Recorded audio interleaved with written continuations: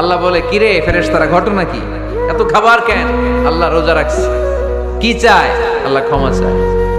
তো খায় না যে তৃষ্ণার, তো আল্লাহ আপনার ভয়।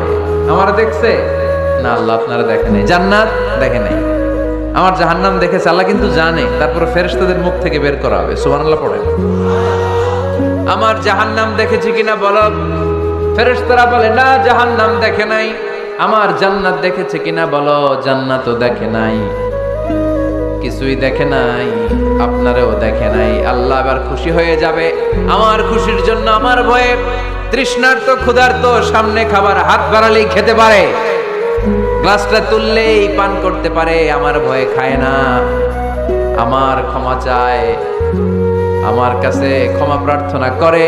এখন আমার বান্দা যা দোয়া করবে, বান্দার সব দোয়া আমি কবুল করে নেব। আল্লাহর ভালোবাসা